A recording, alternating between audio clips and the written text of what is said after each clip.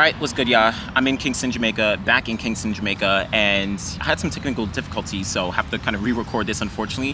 Files got messed up, but it is what it is. We still gonna finish up with the hurdle predictions for Grand Slam track, which is going down tomorrow, again, this Friday, Saturday, and Sunday, Kingston, Jamaica, the National Stadium.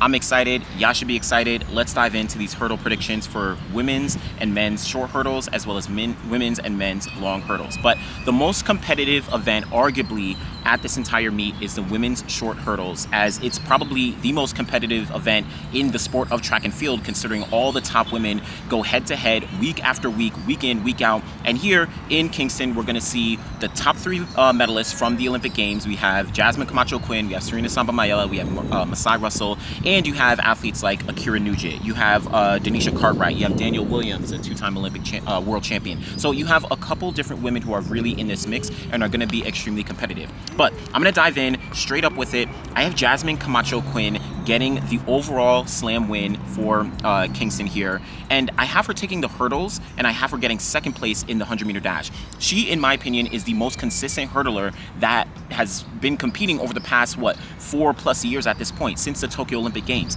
Yes, even last year, she didn't win the Olympic gold medal in the hurdles. She got bronze, but she was the most consistent hurdler throughout the entire year. She actually has a winning record against every single woman in this field. She's beaten most of them in 2024 as well. If I'm actually putting money on a hurdler in any 100-meter hurdle race, I probably put my money on average on Jasmine Camacho-Quinn. But I have her taking the win overall, and then I have Ackera Nugent in second. I actually have Ackera Nugent winning the 100-meter dash and getting third in the 100-meter hurdles, and we'll talk about the second place there. But Ackera Nugent is one of, if not the fastest sprinter in this entire field. She's run, I think, 11.0 seconds in the 100-meter dash. She's run on a couple different relays while she was at the University of Arkansas. She has extremely fast flat speed, and we know that translates over into the 100-meter hurdles because she's been able to run extremely fast there, specifically last year. So Ackera Nugent, I have her coming in second place overall behind Jasmine Camacho-Quinn. And then third place is where I have Masai Russell, who I think is going to take second in the hurdles and then third in the 100-meter dash. Masai Russell, she's coming off a very, very strong indoor season where she went undefeated at various different races. She didn't actually go to the World Indoor Championships, but won the Millrose Games, New Balance Indoor Grand Prix, USA Indoor Championships. She was extremely consistent. Also, of course, she won the Olympic Games last year and the Olympic trials. She didn't have as great of a regular season, but she won the big meets that did count. And just last weekend at Texas Relays, she ran 11.1 in the 100-meter dash, so she has that speed. But someone like Ackera Nugent, I think that she's just so fast over the flat 100. And then someone like Jasmine Camacho-Quinn, I think that she's more consistent of a bet in terms of the 100-meter hurdles in any given race. So that's why I have her. Ackera Nugent, she's coming off the 60-meter hurdles where she got the bronze medal indoors, but I do think that Masai is going to be slightly get the edge in the 100-meter hurdle. So we'll see how that kind of plays out.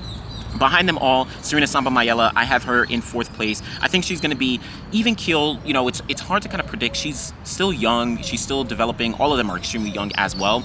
But I think that Serena, because she hasn't run indoors, she hasn't opened up outdoors yet as well, I think that she'll kind of fall just behind all three of these women. Then behind them, this is where things start to get a little mixy, but I have Denisha Cartwright coming off a very strong indoor season in the hurdles. She also has some decent speed as well. She actually has some very good speed while she was competing in Division 2. So I think she'll, fare pretty well here. And then Nia Ali, 2019 world champion, two-time world indoor champion in 2014 and 2016 in the 60-meter hurdles. I think that she'll come up just short in sixth place. Daniel Williams, Amber Hughes, both of them, I have them both at 3 points. I think Daniel Williams is probably going to get the slight edge over Amber Hughes. So women's short hurdles, I think it's going to be very, very competitive. And I like that all these women are relatively strong when it comes to the flat event. Of course, they're not like 10-second runners, but I do think that they have some good qualities to really show themselves in the 100-meter dash. Now, let's move over to the women's long hurdles. Sydney McLaughlin-Levrone starts and ends there.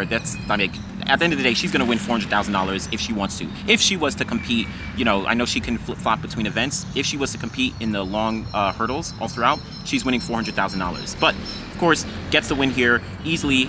World record in the 400-meter hurdles, 50.3 seconds. She also has she's top 11 or top 10 all-time in the 400-meter dash, 48.74 seconds. So, yeah, it's a foregone conclusion there. Now, Shamir Little, she actually pulled out. She would have been my easy number 2, and me and Coach Rob, we did speak about it. So she's my easy number 2, but she's not going to be competing here. Has a slight injury. That's where I have Rochelle Clayton coming the overall second place. I actually have her getting second in both the 400 hurdles and the 400. 400 maybe I'm not as sure of, but I think things will average out where Rochelle Clayton will be able to get the overall second place. She's a two-time World Championship bronze medalist from 2019 and 2023 in the hurdles. She also has some strong chops when it comes to the 400 and 4x4. So Rochelle Clayton, she's going to have that Jamaican crowd right behind her. And actually also have her Jamaican teammate, Cheyenne Solomon. She had a pretty good, 2024. She ran 52 seconds in the 400 hurdles last year. She also has some strong chops when it comes to the 400. So I do like Cheyenne Solomon for third place overall and the long hurdles here. Then Anjanette Knight. Anjanette Knight also going to have some strong chops coming from the Jamaican crowd.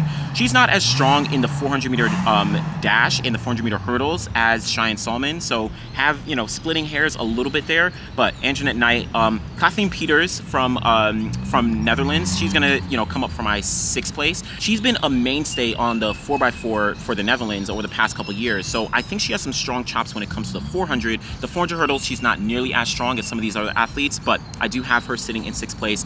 Dalilah Muhammad and Cassandra Tate, they're gonna kind of round out my field. Dalilah Muhammad, of course, she prior to Sydney was the GOAT of the 400 meter hurdles. Sydney came through and absolutely dominated, took that title, but Dalilah kind of like towards the end of her career, she's already said last year was her, final Olympic trials. She's, kind of rounding things out. She still has extreme amount of talent, but when it comes to this field, have her in 7th. And then of course, Cassandra Tate coming up in 8th place. So that's my women's long sprints here. Going to be also pretty competitive behind Sydney McLaughlin-Levrone. We'll see how that plays out.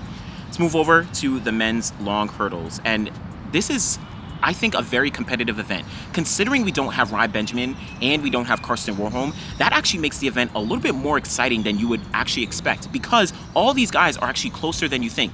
Yes, on paper, you might think that Alison Dos Santos is a runaway winner, but if you look at what happened in the past, specifically in 2024, you're looking at guys like Malik James King. You're looking at guys like Rashawn Clark. You're looking at some other guys, Caleb Dean, who have really been in the mix in terms of the performances that they're able to actually put down. So with that, I have Rashawn Clark taking the entire thing. I have him winning both the 400 hurdles and the 400 meter dash here. Why? We just saw him open up with an insanely fast 400 meters in Jamaica. This is his home crowd. He's coming off a very strong 2024 season. Yes, at the Olympic Games, he unfortunately didn't do well. He hit a hurdle in that final, but regardless, he was very consistent throughout the season, finishing really high in some Diamond League races, actually winning, I think it was the Zurich Diamond League as well. So Rashawn Clark, he's in great form, and I really like his, I like where he's at right now. Again, hometown favorite, he's gonna be the guy. Then behind Rashawn is where I have Alison Dos Santos.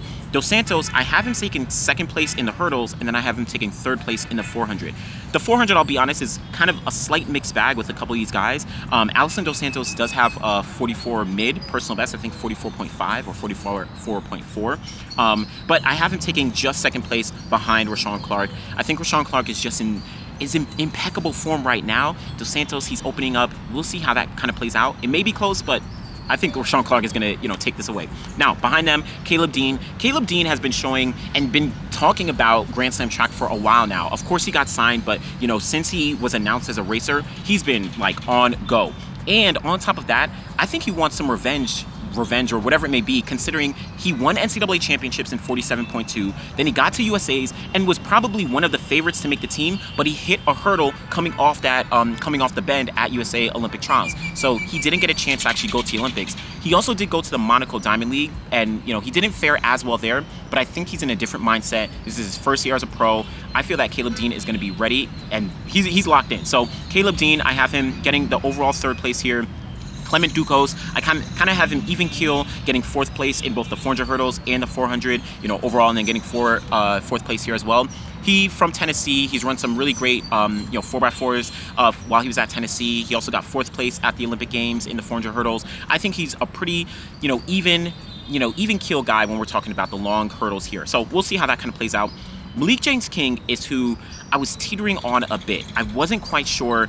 I wanted to put him a little bit higher because he's had a lot of success, specifically in the Diamond League last year and in various different races, but I do have him in 5th place, very even keel behind Clement Ducos. I don't know. This was a really strong toss-up. He's going to have the hometown crowd. I really do like Malik James King and his potential and his talent, but we'll see. 5th place. And then behind him, I have Chris Robinson, CJ Allen, Asini Wilson, rounding things out in 6th, 7th, and 8th place. Asini Wilson, he's a really strong competitor. I do like his talent and I do like his potential.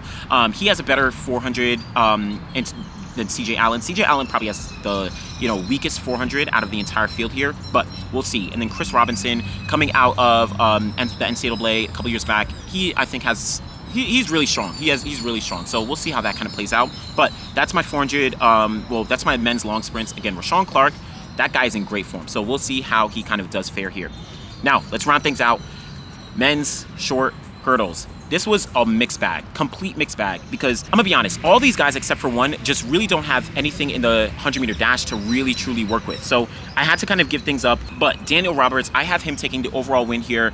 I think he's going to get the win in the 100-meter hurdles, but I think he's going to finish down in the pack in the 100-meter dash. He's only run, I think, 10.5 seconds or something like that in the 100-meter dash, and that was a few years ago, so it's hard to gauge like his performance there, but I think he's probably the most consistent in the 100-meter, 110-meter hurdles, so we'll see him probably take the win here. After that, Omar McLeod. And this was really tricky because Omar hasn't been doing well over...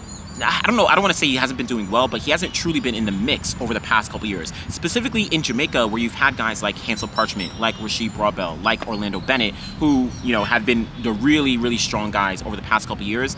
But the thing is, like I said at the top, none of these guys in the short hurdles have run a very strong 100-meter dash, and I have to give it to Omar McLeod because he has run sub 10 seconds in the 100. That was years ago, but even last year he ran 10.4 seconds, which is better than anything that any of these other guys have run. So I give him the win in the 100-meter dash, but then in the hurdles, I kind of have him finishing down the pack. But things average out where he gets 14 points and, he gets my second place overall. So that's Omar McLeod. After that, Cordell Tinch, I have him taking second in the 100-meter dash, and then I have him, mid-pack in fifth in the 110-meter hurdles. But the 100-meter dash, he hasn't run 100 from my understanding, but his long jump really does show me that he's capable of being very fast. And again, all these guys don't have a great 100-meter dash. And I hate that this is kind of the narrative that I'm giving for this, but it is what it is. So Cordell Tinch, he's coming up for third. Sasha Zoya in the middle of the pack. I have him getting fourth place in the 110-meter hurdles and the 100-meter dash. Behind them, Freddie Crittenden, Orlando Bennett, Dylan Beard, Eric Edwards. That's going to be rounding out my short hurdles. Again, this was a very mixed bag, but this also makes it really exciting because of the competition, because of the head-to-heads, because of how these guys are able to show up against each other in the 100-meter hurdles, 110-meter hurdles, and then when they actually kind of make, 2025 debuts in the 100-meter dash. But these were just my predictions and my thoughts for the short sprints and the long sprints on both the men's and the women's side. Again, I'm already in Jamaica, had to re-record this, had some technical difficulties, but it is what it is. Excited. This is a very, very, very big moment for track and field. I'll probably do another quick video tomorrow to talk about, why this meet is so important and why all of y'all should tune in wherever you tune in, whether it's on, the broadcast, whether it's on, streaming, whether it's on YouTube. We've seen that that's rolling out now, but excited to see. Let me know what you think. Always appreciate y'all. Thanks for watching.